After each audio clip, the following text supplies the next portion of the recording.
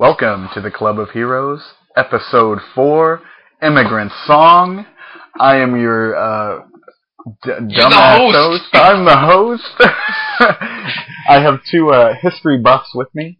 I'm not really a history buff, but I guess I graduated with a history major. So. My name's Juliet Curl, and I'm the woman speaking. I'm Evan Arnold. I'm here to tell you that Ronald Reagan was the devil, 9/11 was an inside job, and your activities have been monitored by government agencies from 9 to 5, and they're tracking you through the little plastic things at the end of your shoelaces. Only a history buff can give you that kind of insight. So, when we started this podcast, we talked about the Man of Steel trailer. Mm-hmm. And before we ever recorded an episode, before this was a thing, when it was in utero, if you will, Evan and I thought this would be Superman-centric. Wanted to do kind of a Superman retrospective. Go back to 1939, trace his ups and downs to the modern day. Today we're going to talk about the origin of the Man of Steel, and the origin of the two men who created the Man of Steel. Two boys from Cleveland, drawn on the backs of wallpaper. God, it could almost be a Disney movie, you know? It's like that Rice drawing on wallpaper. Right, Oliver Twist. Yeah. Please, sir, could you take my comic? No. No. 1939, Action Comics #1 debut. 38. Was it? We're gonna go check this real quick. Okay, bye. All right, Evan.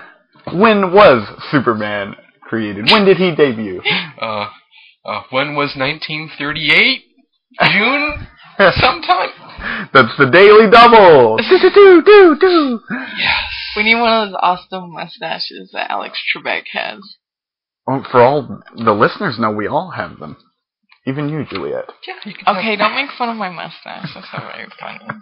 I have several. I've glued all over my face. He copy-pasted his mustache to form a beard. Oh, what the hell are we talking about? Okay. Superman, Action Comics #1 debuts in July 1938? June, yeah. June 1938. Off by 1 month. But I'm gonna fail the fucking quiz. Evan, it's 1938 in America. What's going on? In a nutshell. in a nutshell. Wow. I don't care about West Virginia, but... Yeah. Let's see. You've got World War II brewing in Europe. There's still a very strong isolationist bent over here. You've got immigrants coming in all the time. I mean, radio and TV, automobiles really becoming more and more commonplace. Airplanes becoming a thing instead of like a death trap. A carnival ride. And a lot more people are moving towards the city to work in factories instead of doing more traditional manual labor like you might see in a agrarian society. Less farming, more factory work. It's really straddling the line between the old America, the old West, and the world of tomorrow. Kind of a postmodern world. I've been drinking. I long for the days when Papa would come home from the factory and bring us trinkets and goodies. Jerry Siegel, Joe Shuster, two boys from Cleveland, create Superman.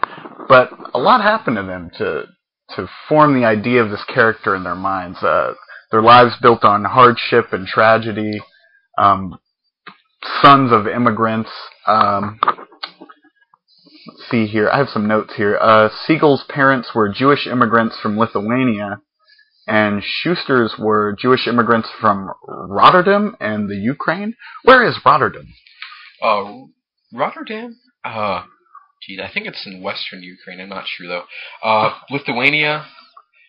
Oh, man, I wish I did better geography. Like, it's all those tiny countries that are like jigsaw pieces that throw me off. And plus, where they might be in 38 might be totally different than now. You have to have that whole World War II thing to take into account. Spoiler alert for the 40s. I used to talk to somebody from Lithuania when I played Ragnarok and WoW. Oh, okay. Yeah, there used to be this has nothing to do with it, it just reminded me. He had a cool accent, but that's my little share care time with Julie on this podcast. I'm going to say definitely Eastern European, though. Lithuania is probably somewhere closer to Ukraine than, like, a big country like Germany, France, Italy, whatever. The ones that Americans can recognize on a map. But I'd say, really, it's a rough time to be an immigrant in this country. There's still a lot of resentment between newcomers to the United States, which is carried over basically since the Irish coming in the 1860s. Irish need not apply. Basically. Comes to mind, those little signs you'd see in history class. Yeah. Okay, I have a little picture of Lithuania on my phone. It's the dark green one. It's right next to a whole bunch of other small countries. Okay, it looks like it's close to Estonia, so it's like right up there in that south of Sweden. So it's a country over or two from Ukraine. So I wasn't too far off. But yes. Also, not really a great time to be a Jew either. Europe, not really very friendly towards Jews. Neither is the United States, really, for that matter. You have nativists still, or at least people that follow kind of nativist beliefs, that feel that they've rightfully inherited this land. And by rightfully inherited, I mean stole it when it was nice from the Mexicans and Indians. They want to keep it that way. Suckers. I mean, go on. So I imagine it was probably a really rough time to be an immigrant. And even more so, a Jew, because WASPs were kind of the rule. White, Anglo-Saxon Protestants. I was about to ask what a WASP was. I thought it was like a Cobra attack jet or something. I was like, what is a WASP? I'm sorry, go on with the WASP thing. WASPs really backed nativists to a degree, and it's important to remember that it was only a few short years before 1938 that the KKK was like a big thing, like they had people in office, political office, in charge of things. There was a march during the early part of the 1920s where the KKK had maybe close to 1 million members actually march on Washington, D.C., and you can see these like panoramas of just nothing but people in white hoods carrying crosses. In the background's a fucking Capitol dome. Like, it's just insane to think about a world like that existed at one point in American history. It's crazy pants, if you will. So, Siegel and Shuster, second-generation immigrants, would I be right in saying that, since their parents come over? Okay. So they're second-generation immigrants. These two guys meet in high school, I believe, in art school or finishing school. What is schooling like that? Do you have high school proper back then, or yeah, more or less? Or is it like you're 10, go to the factory? Like... it really depends on where you live too, and if your parents can afford to have you be kept in school, because school was you didn't pay for it, public schooling, but you had to weigh the cost of, can I really afford to have my kid have higher education versus not having enough money to have a place to live / eat enough to feed my family. And that was a real struggle for just about everybody that was an immigrant or any mid to lower class American, to be honest. It wasn't really until the social reforms of the New Deal that we began to see a growth in the middle class in this country. You've referred to Superman as a walking New Deal. Yeah, actually. Soup's basically a walking New Deal. I know I just parroted what you just told me. But at least in the Golden Age, that's who he is. And it doesn't really get changed until a comics code cracks down on anything being interesting for a while. That's essentially who he is. And for the most part, he's either A, fighting crooked people in positions of power, or B, he's fighting science. Because while science promises all these great advances in the 1936 World's Fair, you have things like a robot that actually they've used there. And it's not like the Asimov robot or anything like that. It's somebody that, talks into it and makes it safe. But is that like the chess-playing robot that I've seen? I think it's a Turkish thing. Maybe I'm wrong. But supposedly, like Napoleon would play against this thing, and he lost once, and he threw a big temper tantrum. Right. It's more of an analog machine than a digital one. But at the same time, the technology is very impressive. just incredible for the time. And people see science in this country as really being their savior. And part of the reason for that, I guess, might be the Tennessee Valley Authority, because they really use things like electric dams to reinstate an entire area and save it from poverty. Of course, at great expense to the taxpayer, but it could be done. And while people saw, science as being their savior, at the same time, they're really afraid of it. Concepts like death rays and, radiation haven't really been established yet, but people are afraid of the potential for misuse. And Superman can really stride that line where he's a symbol of the common man who can be related to. And at the same time, he's the man of tomorrow. He's this alien being who can keep science in check if the need arises. So the world is changing. Two young cartoonists, they cut their teeth creating other characters before Superman, like Slam Bradley, the Spectre. Well, that might be after Superman, but these guys were cartoonists before they created Superman. Right. You were telling me earlier they shopped around the Superman concept for like 6 years before they could find a publisher, and I think 6 years. I think it's Ben Sullivan who says, "Hey, I'm doing this Action Comics thing. I got Zatara. He's a magician, but that's not a good cover feature. I want to put Superman on the front cover." Why did it take so long for them to get Superman on the cover of a book? What made that concept so outlandish to these other publishers that rejected them? That's a really good question. It's also, I think, important to note that Zatara was more or less DC's version of a more popular character called, his name wasn't Merlin, but it was like something the Magnificent, who was also he looked a lot like Zatara. He had his abilities was hypnotism, and he basically used kids' magic to foil crime.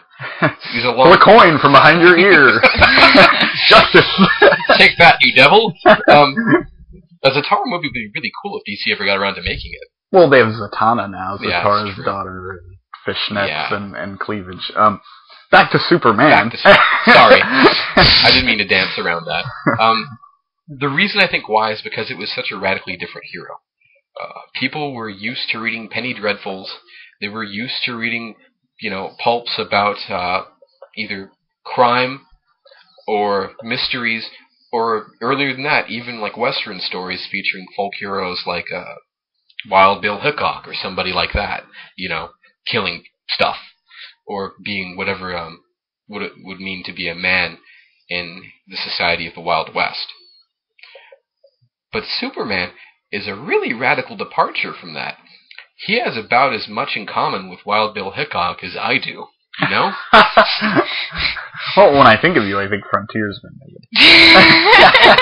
with this pouch, I don't think so. Thank you. He sat around many campfires eating many a pot of chili. many Campbell's pork and beans for consume.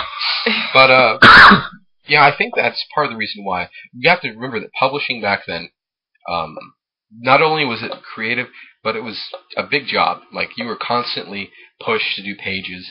It's all had to be done by hand. Mm-hmm. Sometimes the guy that wrote it also had to ink it and draw it. I mean, just an insane amount of work. And it's kind of... sorry to cut you off. It's kind of unrespected compared to, like, the people at newspaper strips. That's when you've made it as a cartoonist. But if you're working in comic books, you're kind of slumming it, Right. So it's an unthankful, I can't think of the expression, but it's an unheralded thing. Yeah, it's unloved. Right. Like, at this point. What I think of Mr. Fox from Fox Publications. He was a guy who I think did DC's accounting before that, and he was a stock speculator and a horse racer. He's kind of a sleazy guy, and he was a hustler. Yeah, he basically was. And Kirby, I think, worked for him for a short time period when he was on the up and up, before he was with Marvel, before Stan Lee, before anything. Basically, when he's just trying to feed his family, and you just sit there for as he says, maybe for 12 hours, just drawing and writing stuff, and he would actually come up to you and, he'd walk around the office and say, I'm the king of comics, I'm the king of comics. And just basically act like an asshole. Whenever he wasn't there, they'd all make fun of him and do the little walk he did. I could see a young Kirby getting up, maybe this is pre-cigars for him, I don't know, but getting up and imitating Mr. Fox. That's the kind of guy Kirby was. He'd stick it to the man. He would. So, that's part of the reason why. You either make your money fast, or you don't have any money at all to pay anybody. You have to stick with the tried and proven over new ideas, because it's not a well-respected business. You probably don't have a lot of money doing it.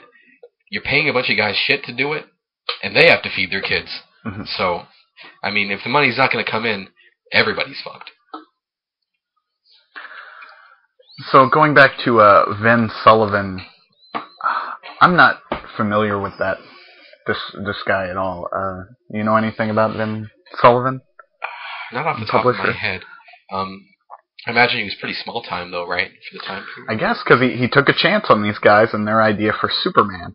Now, the Superman we know, the big blue Boy Scout, was not the first character to carry the Superman name. There was actually an earlier creation by Jerry Siegel and Joe Shuster called the Superman, and he was like a villain character. He had a big brain, and he was telepathic, and he was manipulating people, and he was kind of a sci-fi freak of the week, maybe? Kind of. He reminds me a little bit of I guess it was in a Fletcher Hanks Stardust issue, where it's just this big dude in robes with a massive head, and he says something like, I've got the biggest head in the galaxy, or something like that. And he's got 2 plunger-looking devices attached to his head, and I think they just call him Big Brain or something, but he's sucking out all the fluid. Probably.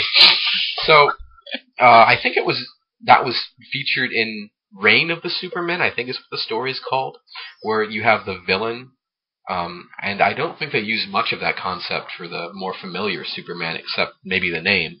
And the fact that he's probably an alien. I haven't read Reign of the Supermen. I don't have $1 million, so I can't tell you. I'm sure you can get it in the affordable trade format. Maybe. Grant Morrison, he kind of revived the first Superman as a new character called the Cometeer in the current Action Comics run. And he keeps the telepathic, villainous roots of the character intact, but I just think it was a fun little homage to this earlier Superman, quote-unquote, character that Siegel and Shuster created. But he's still kicking, that idea is still out there. But anyway, Superman becomes the Superman we know and love. He's essentially a circus strongman. You called him a walking New Deal, defender of the oppressed, taking on even corrupt law enforcement. He's not really upholding the status quo like you've said before, but he's kind of encouraging a new way of life. Right. I feel that part of the reason the way Superman is the way he is to from Siegel and Schuster speaking from their experience, to give them a figure, like Lady Liberty holding a torch that they can look at and go, this is someone that I can rely on to kind of carry me through, not necessarily this character, but this idea of, things are going to get better at the end. Change will come. Eventually, things won't be as bad as they are. You really have to remember that workers' rights around this time could be filed beneath a folder that says nothing to be found here. Non-existent. I'm going to get on a soapbox just for a second, because I think it's relevant to Superman. For this time, a lot of people don't really realize this. I don't think they might even really be aware, but a lot of people died just so you could have a 40-hour work week, an 8-hour work day, a minimum wage. And I'm not saying just a few, like 2 or 3 people. I'm talking about, in the long run, hundreds of people died. There have been several cases where the National Guard was called in on behalf of someone like J.P. Morgan or another big investor, where someone was striking and they didn't have the right to strike, and they were shot down, killed, just for things that we really take for granted. And this is not something that's really talked about It's kind of swept underneath the rug. And this is what I think makes Superman really relevant, is he has the ability to be impervious to bodily harm. He can take the bullets. He can take the nightsticks. It doesn't affect him. He's almost an escape for someone that's suffering underneath the boot of oppression. He eats oppression for breakfast. That's what he does. And he poops out decency. And, in the early books, he really jumps from emergency to emergency. He just deals with stuff that, you and I, as citizens, would come to face with day to day. Crooked businessmen, wife beaters, dirty landlords. I mean, just stuff that we really haven't seen anyone tackle. Like, the Shadow doesn't fight dirty landlords. The Shadow fights, like, ethnic-looking doctor villains who want to, take chimpanzee brains and put them in a human for some reason. Their twisted oriental minds. Yeah, I mean, this is something that we haven't seen before. And I think if we had sales figures for the first run of Action Comics underneath Siegel and Schuster, we might see that not only kids are buying the stuff up, but, probably young adults, maybe even some older adults too, because this is something for them to look at. This stuff is selling in the millions. Yeah. These Golden Age comics. And I think we have, Xbox Live or whatever, World of Warcraft to blame for this, but, a top-selling comic nowadays might get to 100,000 copies. Your Civil Wars, your Final Crisises might break that ceiling, but it's millions of copies of comics being sold. What a time to live in. It's incredible. Get home from my great day at the factory and read a hot new Action Comics right off the presses. Have an escape for that 22 pages that you buy it, or 18. I don't know if they were bigger or smaller back then. Beats me. I've only read Golden Age Superman stuff in reprints, and that only reprints the Superman material. And Action Comics, being an anthology, would have either several Superman stories per issue, or it would feature other things like we talked about, Zatara and whatnot. Right. Maybe some Shadow, some Doc Savage, maybe. I don't know if that's under the same umbrella, but you could be right. Doc Savage, though, the pulp character, predates Superman. Do you see any of him in Superman? Or is he more of a Batman? Is he more in the Batman lineage? If I had to pick a pre-superhero character that's close to Superman, I would probably pick the Phantom, because the Phantom is costumed. He has the spandex suit. Doc Savage, I've read a couple Doc Savage stories. It almost seems like he's kind of a Tomb Raider type character. Like Indiana Jones, maybe, would be a better analogy. I don't see too much of that in there. I think that was part of the reason why Superman, initially there was so much resistance towards making a publication with him in it, because it was just such a weird concept. Mm-hmm. That was the other thing that I really wanted to talk about at some point. I guess I will now, since I mentioned it. Get it. Go get him, Tiger. Siegel and Schuster, second-generation immigrants, they probably didn't have much connection to Lithuania or Ukraine. They're probably just places they heard of. Mm-hmm. They might even be able to point them out on a map, We have Superman, a character that, in his earliest living moments, ushered away from his homeland. He's never seen Krypton. He's only heard of it. Mm-hmm. He has that same fleeting image of Krypton in his infant mind as Siegel and Schuster might have had. Who knows? Lithuania is just a word. There's no place to really attach it to. So there's a real sense, I think, in Superman as well. I think this is part of the reason why it sold well as well, not only being escape to just having a really dangerous and shitty workday. I'd imagine for most second, first generation immigrants don't really remember their home country that well. They could identify with that. I think that's part of the myth that what it means to be American is leaving behind your old country, old ways, maybe old religions, old friends, and sacrificing all that so you have something new.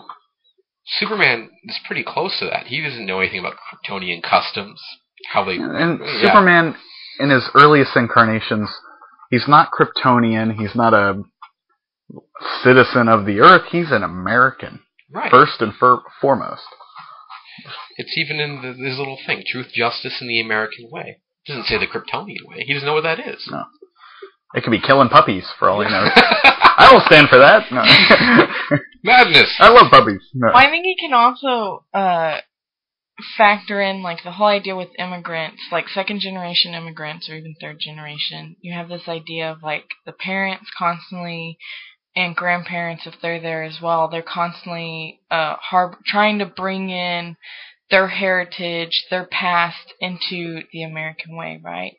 And for Superman, it's a little bit different because he feels that pressure in a different way, because it's like he wants to remember his past, like he wants to hold on to it in a way, you know what I mean? Like he wants to connect to it in some way, and so he feels that pressure of like, well, I need to come to this new land and be, you know, an American, quote unquote. But I also want to, like, reconnect with, like, I want to feel a part of my, you know, a part of my people. But he doesn't really know how. Like, I don't know, does that really make sense? Like, yeah, because he's an orphan right off the bat. Yeah. So he doesn't have, you know, Mama and Papa telling him about Krypton. He's like, the boys at school call it Krypton. It's Krypton. I'd say so. And that's really something I think we've written into the American experience. Mobility. I think one of the first real superpowers he gets is super speed, you know? He doesn't learn to fly until later. He can only leap tall buildings in a single bound. And, you know, whenever I look at the early artwork in the stories, atomically, the physique is not very well defined, kind of fuzzy. Almost like a Quietly drawing if Quietly didn't do all the line work he does. Mm-hmm. But everything about him suggests speed, mobility, the idea of movement, even when he's standing still, because of that not really well-defined a man of features. action. Right. And at the same time, the art style is changing over as well, from Art Deco to more of a streamlined, modern style. Even from everything from, like, signs on buildings to... chrome on cars. They have that kind of ribbed, rounded look. It suggests speed. It does away with the past tradition of ornamenting everything very carefully. It's very of the now, even if it might even have the same materials. It just suggests a world of tomorrow. And I think that's what Superman kind of suggests, too, in the way he's drawn. When I look at the Golden Age artwork, I just think of Papa Spank. No, we talked a little bit about the enemies of Superman in this era. You don't really have, you know, your Metallos and your Mitzias Pitlicks. I mean, super villains come about in the Golden Age of comics, but Superman first and foremost is battling authority figures. You know, his first enemies are, like you said, slumlords and corrupt city officials or whoever he can get his super hands on. Everything's super with Superman. He takes a super piss every morning. No. Oh my God. What do you think of that? That he is first and foremost taking on authority? Well, at the time, America is one of those places where the law blatantly plays differently with people. I mean, it still does now, obviously, but it's really blatant about it then. As an immigrant, I'd say you probably have a lot less rights than the average long-standing, been here since Plymouth Rock American citizen. Unless, you know, it's an Irish cop, you happen to be Irish. That's about it. The racial bonuses for living in America at the time, like in D&D. But in all seriousness, I forgot myself. Siegel and Shuster really see America as how it is from an immigrant's perspective. And yeah, there's a lot of possibility for upward mobility here. There's a lot of hope, but at the same time, you've got a lot of people that are paying a lot of people off, and justice is not very well served all around. The law might be served, but not justice. And I think Superman is intrinsically good.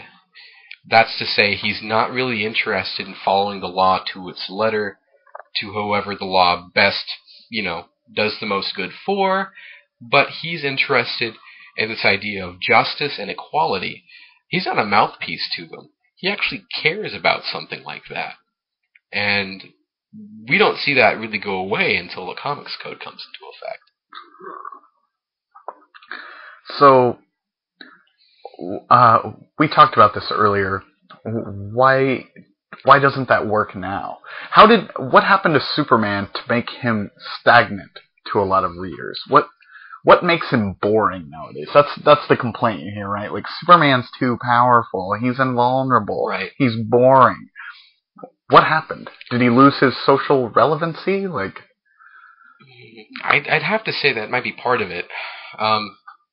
Whenever I get to talk shop about comics with people I haven't talked shop about comics with yet, when we get around to Superman, as eventually everyone does the big three, Superman, Batman, Wonder Woman, those are the most familiar faces. It's usually Superman, Batman, and Wolverine. Now it's anyway. I ask him, okay, you like Batman? Usually everyone likes Batman. I've met a person who doesn't like Batman yet. That's weird. We should find that guy. I know, right? Interview him. No. I'll shake his hand and offer him a cigar. The first person to not like Batman. Cigar? Throwing that? But when they, the complaint's very similar. Whenever it's Superman, they always say, he's overpowerful, he's such a goody two-shoes, he's not interesting, I cannot relate to the man. And relatability, if you're going to have a story, is probably the most important thing you can try and snag your readers with. I mean, if you can't have a guy that's relatable, then what the hell are you doing writing, So, with that in mind, when the Comics Code came into effect, they kind of washed everyone's personality clean, to the point it was such a squeaky clean American, what they thought it was to be American-type picture, not questioning authority, being on good terms with the police and authority figures. It was just, everyone acted the same. You could have taken Superman's catchphrase, cut it out with an X-Acto knife and pasted it over Wonder Woman's catchphrase, and it would have been the same. It's like the Super Friends dialogue. Right. Their dialogue is interchangeable. Green Lantern could have said what Hawkman said. It doesn't matter. They're just there to display their powers. Exactly. The only thing that's different is that they're drawn differently. Yeah. So that's part of it. When you take out the social relevancy of a character like Superman, where he was initially supposed to be this socially relevant character, you've taken the man apart. How can you write for him anymore? And that's what the Comics Code did. So at the end of the day, you've got this character that is very powerful, has really no real weaknesses, and how can you make him relatable? Other than, giving him acne. No. Super acne.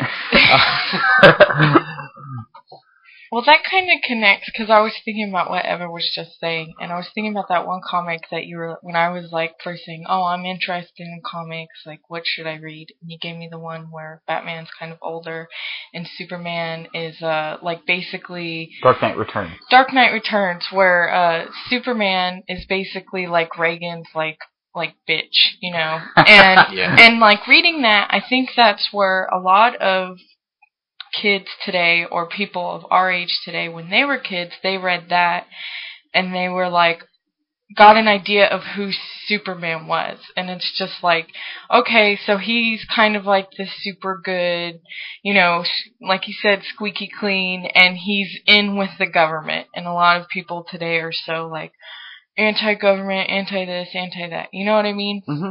Yeah. And so when you think of Superman, you're well, he's pro-Reagan, and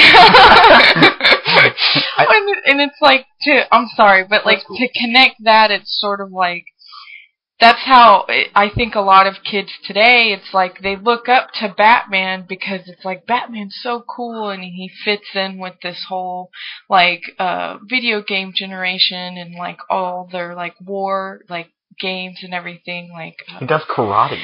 Yeah, kids like love karate. Batman does karate. And it's like to try to like connect Superman on that same level, it's like you would have to like dirty him up a bit or darken him a bit and sort of take him back to his roots, I guess, and make him more connect him more to the actual people of like everyday people. Building on what you were saying, I'd have to say that my generation, Gen Y, or maybe late Gen X, depending where you make the cutoff date, sees this world as being more confusing, more fucked up, and more depressing than probably any other generation preceding it. Exactly. Especially in the fucking 30s. I mean, life was, I don't want to say simpler or better, because it certainly was more awful, I think, from my own point of view. I would want to live in 38 if I was not the son of a rich kid. It was physically... It was physically awful, but you had a clarity of intent day to day. You knew exactly what you were going to do. You kind of knew your lot in life. You know, the dreamers were fewer and far between, maybe? Right, there wasn't really time for dreaming or poetry or shit like that. You had to have a 15-hour or work podcasting. Or podcasting. I would not be doing this in 1938 if this was a radio program. Yeah, I'd probably be popping out babies right now. So I would have died of the pneumonia or something by now. When you the reason that, Superman was comforting in 1938 was he was an escape, and he was someone for social change that fought for the little guy that could get a leg up over the establishment. And when you take all that shit away, it doesn't really work anymore. I think another big thing was Superman's physique. It's impervious to anything. Even in the Bryan Singer movie, he gets shot in the eye and burst the bullet in the eyeball. Yeah, in the eyeball. He doesn't even blink. It just shreds apart. It doesn't even bother him. And people are more into... They view their bodies differently than they did in 1938. There's a very famous picture by Lewis Hine. I think it's just called something generic, like Man Turning Bolt. But it's this picture of this guy in a pose with a wrench, and he's turning this bolt in this huge machine. And the composition of the picture suggests a mixture of man and machine coming together as one. And that's kind of what Superman was like back then. He was a man, he had a personality, but he had all the strength of any machine, and he could beat any of them if he needed to. And his impervious skin probably doesn't work so well, because not only is it unrelatable, but at the same time, we have people that are more and more into body modification, whether it's just earrings or something really extreme, or tattooing. Tattooing is becoming more common, whereas before it was like bad men and sailors do that. Yeah. Only prisoners and soldiers have tattoos. Right. Yeah. And, I think the idea of having impervious skin, where you cannot even, give it the flaws that you might want to have it to have, it doesn't really ring well with a lot of people. Yeah, a lot of people today are like the flawed characters. They like to really dig into, okay, what makes this person so human, when it's just sort of, and they're like, they see Superman and it's like that. You said he has impervious skin, and the whole idea of him as, like, the normal shit just doesn't bother him. Like, he just brushes it off his shoulder. He's like, oh, whatever. I got shot today. Let me brush that shit off my shoulder. And it's sort of like, no, we want to see somebody who is, like, deeply flawed. But that comes up to a point, for me personally, it's come up to a point where it's like, okay, I get it. Like, let's go back to these people. Like, there are things more interesting, Right. than just delving into all the muddy guppy flaws. So, how do they recapture that? Do you have any That's idea? That's a good question. Because I'm baffled, because I think Superman's cool. Like, I get into it at face value. I even like the big blue Boy Scout approach to the character. I don't understand why there's this, like, impenetrable wall around him that makes him uninteresting, because I think it was Greg Rucka, comic book writer. He had a pretty good run on Superman for a while. He said, Superman is not invincible because despite his powers, you can always break his heart. And I thought that Superman has all of these powers, but there are still basic dilemmas that can relate to anyone that you can put Superman in. And I don't know. what do you think? How do we recapture the spark? Can it be recaptured? Can we catch lightning in a bottle again with Superman? I think so, honestly, but it's going to require a lot of work. First of all, we have to make him socially relevant again. That's like the big thing. And I think that's actually kind of happening right now anyway. We've talked about New 52 a little bit. In the first book, he's getting chased down by the cops. We haven't seen that since Action Comics, in the Golden Age. That's not really... And if we did, it was a gimmick. It was like Superman wanted, like this was... Like, how the hell are you going to arrest that guy? Yeah. He could just fly if he wanted to off the planet. But that's the big thing. He needs to be socially relevant. And this is a really divisive time for America, I guess. We haven't probably seen something like this since the 60s, where we have so much just angst, I guess, against the establishment and against how things have been done. I'm not just talking from a youth perspective with something like Occupy Wall Street. I think just about everyone's become at least a little disillusioned. I'd say that probably ever since after September 11th, I think was when I really began questioning just about everything my government did. And I think that's true for a lot of people now. I don't think there's that same trust or that same feeling of trustworthiness. I don't think it's going to come back anytime soon. And I think if you wrote Superman as a character, with his journalism angle as Clark Kent, being someone who can question authorities, and then as Superman, if need be, take the appropriate measures within the law to take them into custody and make the world a better place, I think that's a step in the right direction. But does Superman act within the law? Like when Superman busts into a slumlord's house and says, hey, you're doing these people wrong, and he pins the guy up, he violates his civil rights, if you will. He holds the guy up against the wall and says, I'm going to heat vision your fucking brain out if you don't, give these people their money back. Is Superman acting within the law? No, I think the appeal to kids who like that edgy character is that Superman can bust through your door, but he's not coming after you. He's not a pervert. He's not using that X-ray vision on you. He can bust through the walls of the corrupt. He can touch the untouchable. Yeah. I should have corrected myself, I guess. I meant law. I meant natural law. Okay. Not really I'm civil sorry, law. I think of law and order. Honestly, if I want to get really cynical, I think that most laws today are written with the majority in mind as far as being beneficiary towards, and the people that wrote it. All laws made by man, you can't just help it. And a lot of people abuse that. And Superman is someone that has a sense of right and wrong that is so well defined. He's almost above the law. I mean, he's not going to, crush a building and kill all the bad people and laser vision the people that are stuck inside. He's not going to do that. And that's why I think he can operate that way.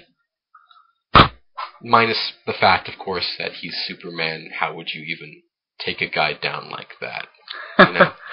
You send the prankster after him? I mean... Not the prankster! No. Superman, and another complaint you hear, or... I don't know if this is quite a complaint, but people will say, if a guy really had all that power, absolute power corrupts absolutely. And the hook, for me personally, as a fan of Superman, is that Superman is that guy who would not use the X-ray vision to peek through Lois's skirt. He would not, abuse his powers. And you kind of have to take that at face value, that he's not that guy. And that's his Earth upbringing. That's growing up on the farm. That's Jonathan and Martha Kent. What do you think about that? Could if Superman appeared, could you trust him? This is fucking fantastic, but could the world accept him? I mean, that looks like to be a theme in the upcoming movie. I think that's how they're bringing him back, as far as a popular character. I mean, you said movie-wise, and I think that's how they're going to get a new following for Superman, is by busting out a badass movie. Because I was actually talking to my coworker, and because they had a new movies for 2013, and they had the Superman print on there, And she was like, oh, that last movie sucked. And I was like, I kind of liked it. And she was just like, no, I didn't like it at all. And I was like, oh, well, why didn't you like it? She was like, I just couldn't get into it. It just wasn't. Oh, and she was like, I don't even want to see this new one because the last one was so terrible. I was like, oh, well, the guy who made the Batman movies, I was like, he's producing them. And she was like, oh, really? And I was like, yeah. And she was like, oh, I'm going to go see it then. And I was like, really? Like, now you're going to go see it? But, I mean, we already talked about, preview-wise, like, how it looked like he was sort of like the alien and how humanity wasn't going to trust him. And so I think that, to me, that's how Superman is going to come back and be relevant. Because if we can get a good movie in, or a good couple movies in, then I think people are going to give him another shot. Because from the few comics that I've read that you've given to me and that I've read with Superman, I've liked them, you know. I could totally trust Superman. I'll be like, hey, you know. I know we could do a whole other episode about Red Sun, or Definitely. All-Star Superman, or Whatever Happened to the Man of Tomorrow. There are some great comics with Superman, but they're kind of out of continuity, if you will. Right. The mainstream Superman has always struggled, but there's been those seminal works along the way. Well, what about the one that Morrison's doing? Is he still doing it right now? The current Action Comics? Yeah. I think he's got as of this recording, I think he's got an issue or two left, and then it's going on to a new creative team. But yeah, that's shaping up to be another one that I think I could hand to somebody who's a skeptic about Superman and say, hey, what you thought you knew is wrong. Here's Superman, you know. Here's another way to look at it. Because I really like the few that I started reading. I really like those. So I just think people need to shed their views of Superman from all the movies that they've seen, you know, bar the first and second Christopher Reeves movies because they're awesome, you know. But other than that, like... But we do have to move on from Donner. Yeah. It's time. But it's like they need to remove themselves from that and from the previous sort of comics that they may have heard. But I don't even think it's that. I think it's really from movie-wise and, you know, what his image has sort of been popular-wise. Like, not even taking it sort of out of comics and how they've molded him into this sort of like icon, the squeaky clean icon. And the way they can bring it back is like through sort of what Morrison's doing. Because even in his, the one where...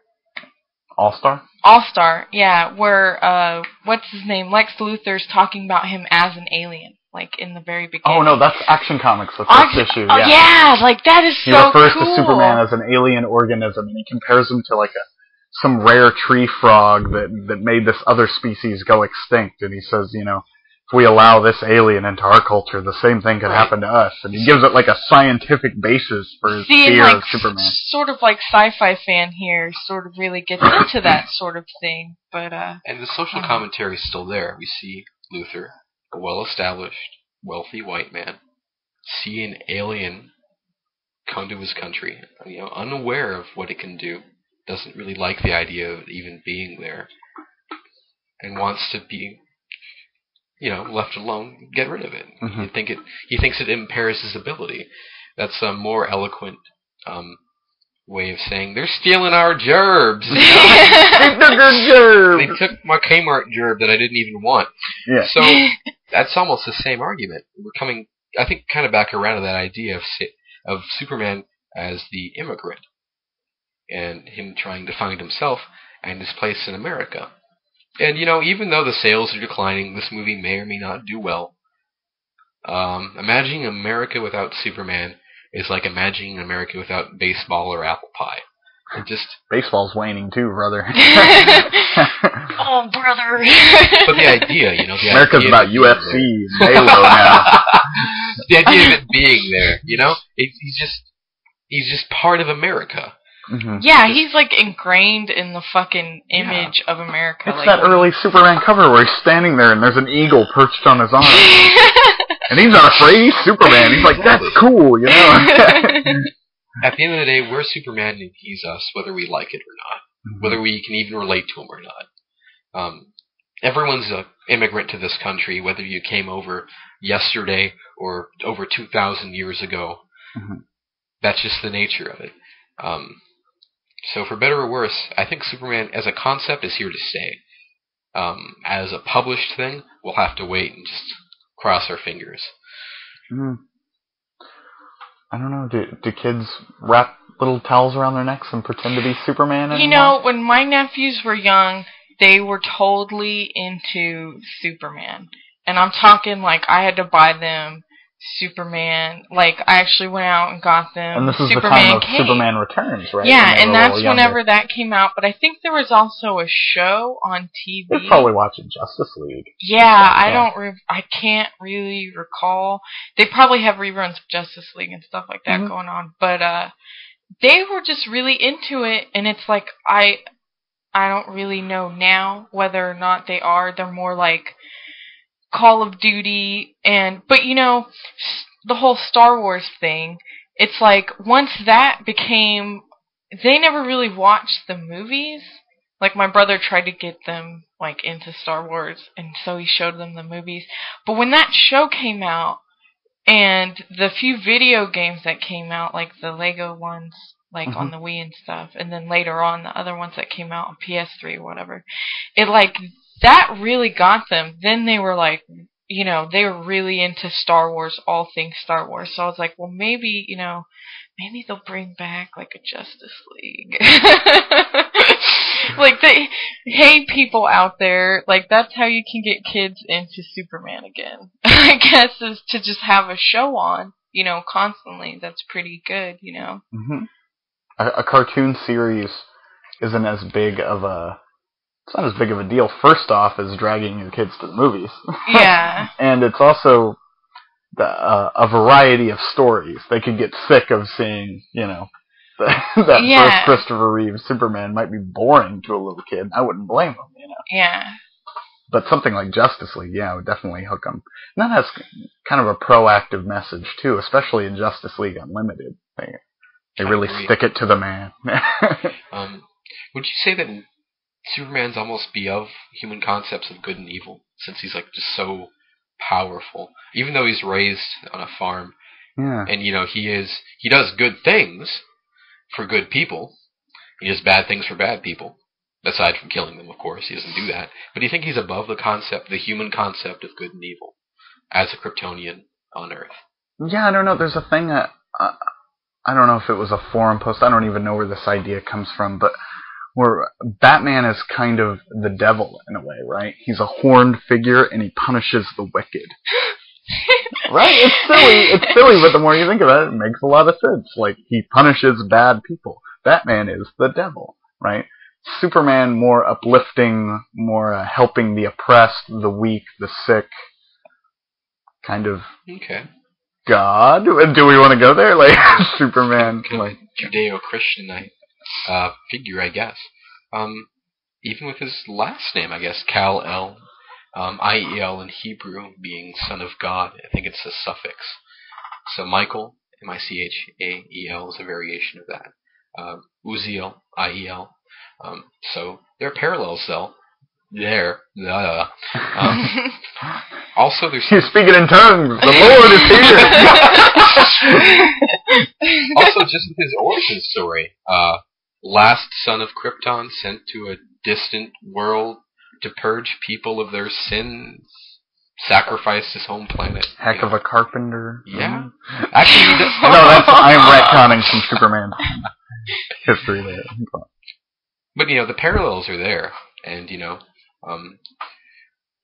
I think Cecil and Schuster would be well aware of the parallels. Yeah, I think just like any other, you know, sort of hero, if you look at any other, like, written word about, or story about heroes, there's somebody to look up to, you know what I mean? It's not as far as, like, oh, he is a god. It's just sort of the whole idea of, like, alright, we're going to write this story about this guy who, these are some of the things we actually want to do, but we can't because of, you know, their given situation. And it's like, okay, one, this is stuff we want to do, and two, like, this is stuff you should do. And, like, hopefully when people read this, they'll be like, this is a good, all-around good moral story. So, this is the origin of Superman. We touched on it briefly. We talked, I guess, more about what Superman means to us. But going forward, Superman from the 30s to 40s, is that where we see a major change in the character? I'd say the first time that they stopped being the main writers for Superman is probably the first time you see a big shift. I'm not exactly sure where that is, but I think it's pre-Silver Age, right? Oh yeah, well, and they continued Siegel and Shuster. Well, Siegel definitely. I'm not sure about Shuster, but continued to produce like the Superboy stories. So maybe they weren't involved with Superman proper, but they were still involved in the mythos or whatever. Spin-offs, yeah, side project. So Superman in the 30s, early 40s. If we could sum it up in a phrase, in a paragraph, how would you do it? Ooh, that's a good one. To stop the corrupt and stop science if it's evil. That's just about it. Do you have one too? A haiku, even. I'll accept a haiku. There once was a young man from Krypton. I don't know. I just sort of see like an image of like the sort of I felt like they took that first image sort of Superman, and that's what they sort of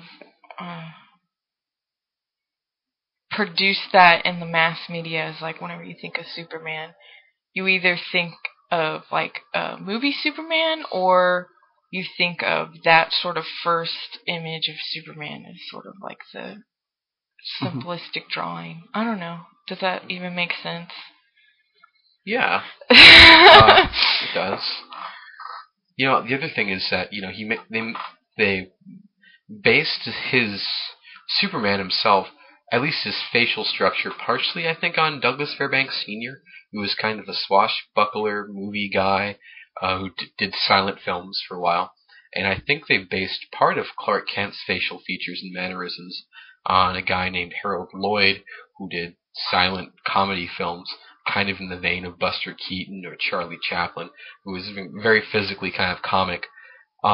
He actually, the guy looks a little meek in some of his films. Yeah. He looks a little bit like Woody Allen in a straw boater hat, He's not very physically intimidating. That's the other big complaint, actually, is why don't they know it's Superman? It's just Clark Kent without glasses. Well, first of all, glasses really change someone's appearance. I mean, I'm talking. Yes, they do. With my friends with my glasses on now, I'm going to take them off. You can't see this, but pretend, damn you. Yeah. They don't really look the Very same. intense. Yeah. I don't feel oppressed anymore. Evan, Superman was here. You missed it. But you take that, you take someone's body language, how they sit with you, the movement of their hands, the way they stand. If you make that totally different, they're not even going to second guess that it's Superman. Yeah. I mean, a guy that stands with his chest out right like this, a guy like this, it doesn't. Yeah, it's not the slouching same. has a big impact Slouching is on. a huge thing. Yeah, because speaking from a sloucher, slouching has a huge impact on how you look. Also, glasses do as well, because I've had many people tell me whenever I take off my glasses, I look a little intimidating, and that's just because I can't see, and so I. You look like a champion for the underprivileged. Dude, that kid, throw away your glasses. Yeah, who needs to read? If I could sum up Superman in this era in 2 words, I would put it this way. If you are a person who makes your living off the backs of the oppressed, if you're a wife beater, or a drug dealer, or a con artist, Superman has 2 words for you. Papa Spank. Want to end it there? See you Just guys shy of an next hour. time. We're going to discuss Silver Age, maybe, next time. What do you think? Should we jump that far ahead? I mean, we didn't really crack into the Golden Age. Huh? I think we should redeem Chris next time on From his Wonder Woman from comment? his Wonder Woman mishap. I think Whoa! Redeem, I'm a huge Wonder Woman fan. I know you are. I And just we need can't to talk, voice it properly, apparently. I think we need to talk about women, maybe some women Okay, in women and comics. superheroes, Golden Age. We could do that for a little while. Phantoma. We could do Phantoma. Is it Phantoma? Or Phantoma? Phantoma. I've no. Hanks is dead. I've never heard him pronounce it. Next time will be an episode about something, as there usually is.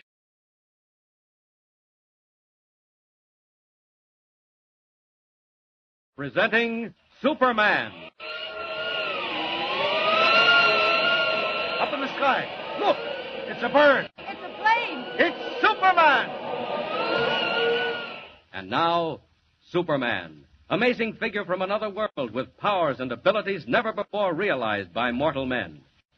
When we last saw Superman, in his disguise as young Clark Kent, reporter for the Daily Planet, he and his editor, Perry White, had just received a warning telephone message from a mysterious voice, which identified itself as the Yellow Mask. In exactly 24 hours, said the mask, the Daily Planet would be blown to 1,000 fragments. Horror-stricken, Kent and his chief stared at each other in the humming office. Then pandemonium. Sirens wailed in the streets. Police searched the building for bombs. Today, as our story opens, we find ourselves far from the doomed offices of the Daily Planet. Dr. Sven Dahlgren shows an unexpected visitor about his laboratory, explaining its wonders, and also explaining his latest invention. Listen.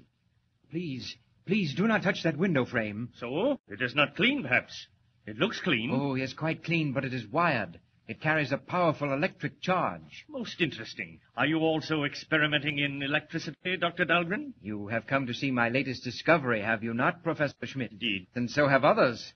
You are not the first. Others would not only like to see it, but gain possession of it. No, I cannot believe it. Oh, it's quite true, I assure you. For weeks past, ever since word got out of what I was doing, I've been annoyed, even threatened. Threatened, Dr. Dahlgren? By whom? I don't know. Queer voices over the telephone, mysterious visitors in the dead of night. Yes, that is why I had the laboratory wired. But what do they want? They want my invention. They realize that whoever owns it controls a practically unlimited power. Unlimited power. Is that true? Certainly, Professor Schmidt. Unlimited power for destruction. Which is why I'm determined to keep the discovery a closely guarded secret. In the world today, my friend, there is destruction enough. Men are at one another's throats like dogs gone mad. No, I will never be a party to war and bloodshed. Ah, but come, I waste time. Into this room. Professor, don't brush against the metalwork. There it is, on the table, Professor. That is the machine.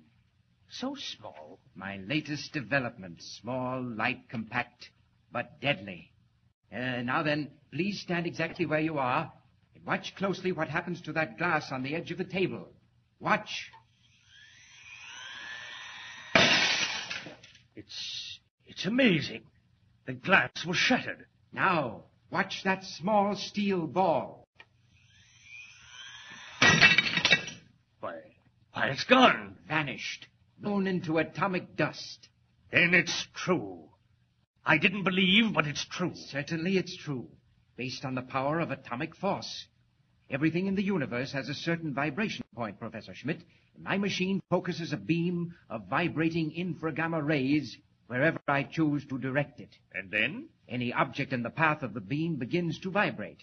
At a certain point, depending on the object, atomic force is overcome, and the object simply disappears, explodes, if you like, into nothing. Doctor, you say any object? Any object whatsoever, at distances up to a mile. Unbelievable, my dear doctor. Let me be the first to congratulate you. Thank you. You have done me a great service, Doctor. You have placed in my hands an instrument of destruction that will at last give me what I have been seeking. Absolute control of the world and every living thing in it. What? What do you mean? You have been horribly misled, Dr. Dahlgren. I am not Professor Schmidt of Hawthorne University. Mere men who work under me know me by quite another name.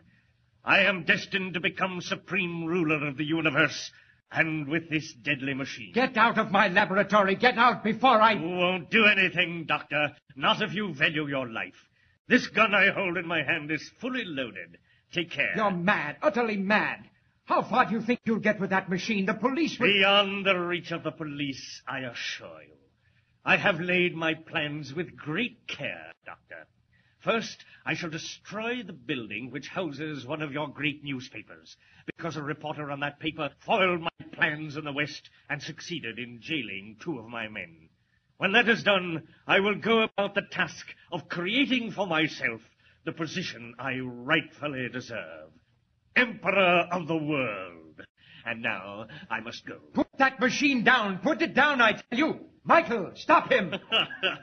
No. No living thing can stop me now. Goodbye, Doctor. Don't let him get away. Michael. Doctor, what's happened? Catch him, Michael. Catch him. Doctor, what's the matter? You're pale. He got away with the atomic beam, Michael. You know what this means? That lunatic, he has in his hands the power of life and death. He is a walking symbol of death. Where is Clark Kent? The minute he gets back, send him in. Here I am, Mr. White. Oh, Kent, where have you been? Down in the cellar helping the police. Turn up anything? Any sign of a bomb? Not a thing, Mr. White. We combed the building from top to bottom. Anything turn up here? No, not so far. What's the time? It's 4 o'clock. If that fellow really meant business, we've only got about 2 hours to go. Call in your office, Mr. White. Oh, thanks, Lois. Oh, by the way, Kent, I don't think you know Miss Lane. Lois, this is Clark Kent. Oh, how do you do? You wait here till I get back, Kent. I won't be a minute. Oh, the boy wonder, huh? Why, Miss Lane, what do you mean? They tell me you talked yourself into a job, went out west, and came back with the biggest story of the month, all in less than a week. Well, I guess I was pretty lucky. I'll say you were lucky. Now you're the white-haired boy, eh? I'm afraid I don't quite understand. Got the old man hypnotized. He thinks you're Horace Greeley. I'm afraid I don't... Oh, don't act so dumb. All this nonsense about a time bomb in the cellar. What's the big idea? Miss Lane, I only wish I knew. You mean to tell me you didn't make it up out of your head? I certainly did not. I don't believe it. Well, now what's the matter? Listen. Don't you hear something? Oh, I hear the presses in the basement. No, outside. Pardon me a minute. Come to the window. Now. Don't you hear anything? What do you think you hear? A plane. There's a plane out there, flying low. Well, I'll be... Now, look, Mr. Kent, this is a big town. You'll find quite a few planes flying around here all day and all night. If it bothers you, you better go back to the farm. No, really, I Yes, mean it. really, I mean it, too. Tell the old man about your big discovery. Here he comes now. Well, anything new? Yes, you're a star reporter. Heard a plane. It was flying pretty low, Mr. White. Well, what of it? Oh, I got a job for you, Lois. Yeah, good job. No. Go out and interview a scientist. Human interest stuff. Who is he and where? Dr. Sven Dahlgren. Got his own laboratory out on Haven Avenue. Look the number up in the book. Who is he, Mr. White? What's on his mind? Leading American investigator in the field of atomic energy. Must we... Yeah, come on, get going, Lois. Get going. This paper's always been tied in with science. We've been after Dahlgren for a long time, and now he comes to us. Why? Well, he said somebody stole a new machine he invented. I couldn't make much sense out of it, but he seemed pretty worried. Wanted me to rush a story into print. Oh, what's the matter with the police? I suggested that, but he said he needed more than the police. Sounds cracked, but it may make a yarn. On your way, Garley. Oh, all right, if you say so, Mr. White. I'll get right out there. So long, Mr. Star Reporter. You come with me, Kent, into the office. I can't stand much more of this. I know, Mr. White. It's nerve-wracking, this yellow mask business. Worse than that. I don't know whether to believe it or not. If we could only get a lead. Ordinarily, I wouldn't give it a second thought. Just another crank. But I don't know, Kent. I swear I don't know. Oh, what's the time now? 5 after 4. Don't keep thinking about the time, Mr. White. Confound it, what else can I think of? 2 hours more, and we may get blown to glory. What do you think? About the yellow mask? Can he do what he says? Well, let's hope he can't, Mr. White. But you're afraid he can. And the devil of it is, so am I. Now, if it hadn't been for that business out west... Well, maybe you ought to empty the building. No. You want us to be the laughingstock of the city? Suppose nothing happens. On the other hand, suppose something does. Well, they can't intimidate me. If the yellow mask means business, he'll find us right here at 6 o'clock. City room. White. Mr. White, this is Dr. Dahlgren. Yes, Dr. Dahlgren. One of our best people is on the way to your laboratory right this minute. No, that is not why I call. I wanted to tell you. Yes? The man who stole my atomic beam machine mentioned a newspaper. He said... Yes? What did he say? Something about destroying a newspaper. What's that again? Listen, Doctor! Hello, Dahlgren! Hello! Yes, Mr. White. I was cut off. Get me Dr. Dahlgren at his laboratory, quick. Sorry, Mr. White. I'll call you. We were cut off. No, he was cut off. I'm sure of it. You heard all that? Mr. White, that scientist, what was he working on? I don't know. Some kind of a gadget to release atomic force. A machine? I imagine so. Why? Don't you see, Mr. White? There's our lead. The man who broke in and robbed him was the Yellow Mask. Kent, I think you're right. Dahlgren just said the burglar mentioned destroying a newspaper. Then I must be right. Now, look here. We've searched the building and haven't found a thing. No packages, no wires. If the Daily Planet is going to be blown up, it's got to be done outside. Maybe up above. That airplane. Airplane? It was flying too low for a transport. Mr. White, that plane was spying out the lay of the land. And at 6 o'clock with Dr. Dahlgren's machine, they'll come back again and... Hello, Dahlgren? I'm sorry, Mr. White. Dr. Dahlgren's telephone is out of order. Kent, do you hear that? Dahlgren's line is dead. Cut. That settles it, Chief. I'll be seeing you later. Kent, where are you going? After Miss Lane. Something's wrong at Dahlgren's. If it's the mask, well, there's not much time to stop him. So long. Hey, kid, what's your hurry? Yeah, got another front page scoop, Ken? Oh, thank heaven. The locker room's empty. Quickly now. Out of these clothes. It's Superman's turn now. Oh, someone's coming. The window. Out. And up. Up. Not much time left. Got to find Miss Lane. Find out what's happened at Dahlgren's and stop the Yellow Mask. Higher we go. Higher. And faster.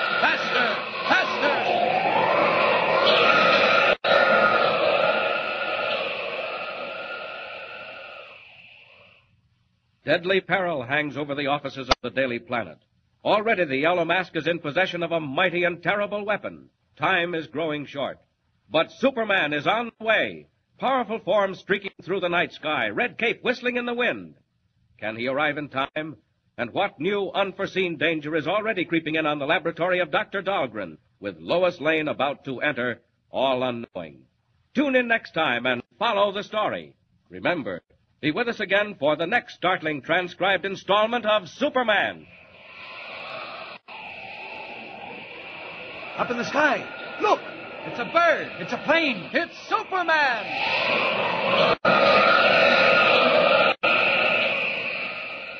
Superman is a copyrighted feature appearing in Action Comics magazine.